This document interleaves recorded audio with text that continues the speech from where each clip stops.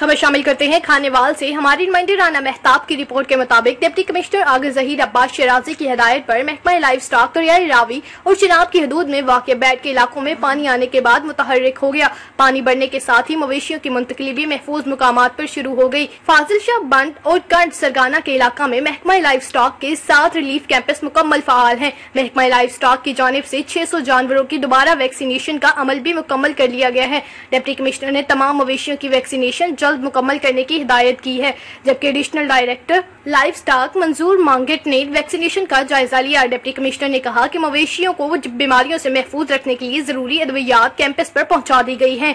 उन्होंने महकमा live stock को हिदायत की है कि सैलाब के बढ़ने के खदशे के पेश नजर वाफिर चारे का बंदोबस्त भी किया जाए। मजीद ताज़ा खबरों और अपडेट्स के लिए देखते रहिए मुसाफा न्यूज।